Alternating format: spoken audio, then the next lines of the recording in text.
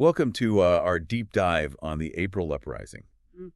You wanted more than just the heroes and villains, right? Right. We're going beyond that. We've got a whole stack of historical accounts, letters, reports, all sorts of things. Wow. And we're not just going to look at what happened, but we're going to try to figure out why, the motivations, the context, how it all played out. Yeah, the lasting impact, Yeah.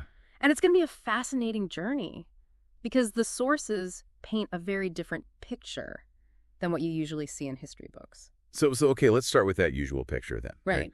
Like most people think of the April Uprising as a spontaneous outburst of the Bulgarians against the Ottomans.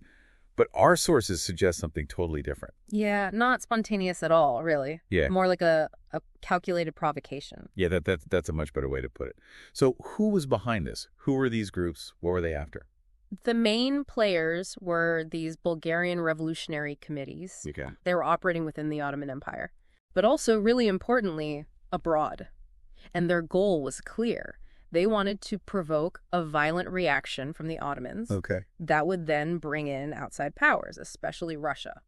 That's a bold strategy. Yeah. So why provocation, though? Why not just a genuine uprising? Well, there's this really revealing quote from Todor Kableshkov, one of the leaders, okay? Okay. He said, and I'm quoting here, "It is not in the musket ball that I place my hope, but in the noise of its discharge." Whoa. So it wasn't about fighting back directly. It was about making a scene. Exactly, yeah, Yeah. creating an international incident, something the world couldn't ignore. That's chilling and incredibly insightful. So how did they set this plan in motion?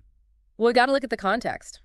1870s Ottoman Empire, not exactly a powerhouse anymore, struggling financially big time. Oh, right. Didn't they default on their debt in 1875? Yep, that's right. And not only that, but they had rebellions and wars popping up all over the Balkans. Oh, like that major uprising in Bosnia? Exactly. Okay. So their military, already stretched thin, right? Right. Made them vulnerable, ripe for unrest. So the Bulgarian revolutionaries, they saw this weakness, right? They knew that if they could trigger a harsh Ottoman response... Oh, it would work in their favor. Exactly. Okay, so a weakened empire, ripe for exploitation. Yeah. But how did they actually provoke this response? Did they just start attacking Ottoman targets? It's not that straightforward. Okay. Their strategy, it involved inciting violence against Turkish and Muslim communities. Within the Ottoman Empire? Yes. So forcing the authorities to react. So are we talking about acts of terrorism then? Based on the evidence, yeah. It was premeditated, it was targeted, designed to instill fear and provoke retaliation.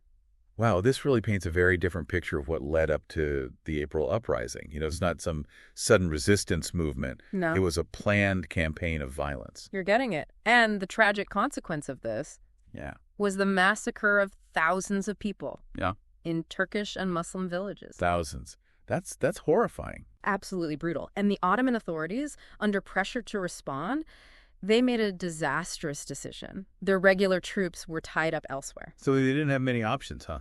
They didn't. They turned to irregular forces. Who are these irregulars? Mostly Circassian and Tatar exiles. A lot of them had scores to settle with the Ottomans. Oh, wow. So basically, they unleashed a group with a history of violence on a vulnerable population. Yeah. Unfortunately, that's exactly what happened, and it led to a wave of brutality that became central to the narrative of the April Uprising. So we've got this weakened empire provoked into this brutal response. But it sounds like that was all part of the plan, right? It was the real genius of the Bulgarian revolutionaries. What they did next, they took these horrific events and turned them into this powerful propaganda tool.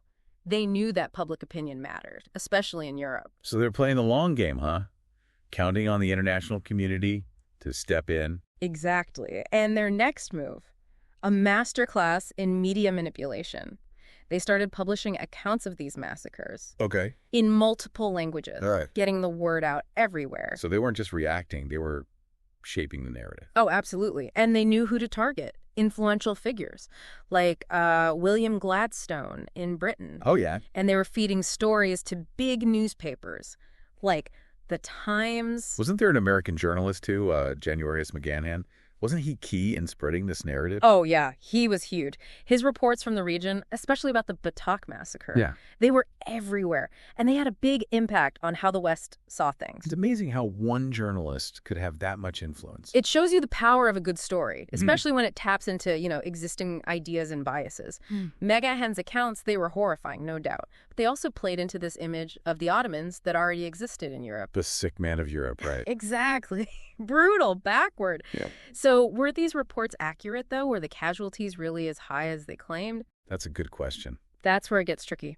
The violence was real, absolutely devastating, but our sources suggest the numbers might have been exaggerated. For propaganda. It seems likely. But it was a risk, right? What if they got caught? Yeah. But it was a calculated risk, and it worked. The goal was outrage, sympathy, and those huge numbers. Even if they were inflated, they did the trick. It just shows you, even in the face of terrible suffering, someone's always trying to exploit it. It's a sad truth, but an important one. The April Uprising. It's a case study in how easily truth gets twisted when politics are involved. So we've got the Ottomans provoke, the violence is used to paint this awful picture for the world. What happens next? Did anyone buy it? Oh, they bought it. Hook, line, and sinker, those reports of the massacres. Gladstone, McGann, they all fueled it. The Ottomans, public enemy #1 in Europe. Gladstone even wrote that pamphlet, right? Bulgarian Horrors and the Question of the East? Yeah, it was a bestseller. Catchy title. What was his main point? He basically called out the Ottomans in the strongest terms, compared those irregular forces to human wolves, said Europe had to intervene to protect the Bulgarians. Wow. He wasn't holding back. Nope. And it worked. Public pressure was mounting. Governments had to do something, which led to the Constantinople Conference, end of 1876. So did the conference accomplish anything? Did the Ottomans agree to reforms? They did. Under a ton of pressure, they agreed to a bunch of reforms, supposed to protect their Christian subjects. So a win for the revolutionaries and their supporters. Not quite. The Ottomans, they were facing resistance at home, and they hated being told what to do by Europe, so they backtracked, rejected the reforms. And that's when Russia, who'd been watching all this very closely, saw their chance. Bingo! They said they had to protect the Bulgarians, that the Ottomans were out of control. So they used it as an excuse for war. Exactly. 1877, Russia declares war on the Ottoman Empire. The April Uprising, this tragedy, becomes the spark that ignites a bigger conflict, the Russo-Turkish War. So all that planning, the violence, the propaganda, it led to a major European war. It did, and the consequences. Yeah. Huge. Not just for Bulgaria, for the whole region. I have the feeling you're about to say, but the revolutionaries got their independence. Right. But at what cost? That's the question, isn't it? The April Uprising. It was brilliant strategically, but it also left this legacy of bloodshed, of resentment that would last for generations. Thousands died. Bulgarians, Turks, all caught in the crossfire. It really makes you think even the most just causes, they can have terrible consequences. And those who manipulate events for their own goals, even if they're fighting for freedom, they often bear the responsibility for the suffering that follows. It's wild thinking about how calculated it all was and the consequences, you know, like makes you wonder, was there anything else that helped this narrative take hold? It definitely. One thing we haven't really talked about, the Bulgarian intellectuals and revolutionaries, the ones operating in exile. Oh, right. They were like amplifying that basketball noise. Yeah. Exactly.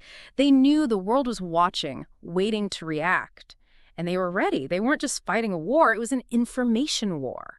Interesting. They had newspapers, journals, all in different European languages to reach a bigger audience. It's incredible how they used the media back then so effectively. Right. They sent these like perfectly crafted reports, firsthand accounts to journalists, politicians, all over Europe. They knew public opinion was everything if they wanted to achieve their goal. Sounds like they were PR masters.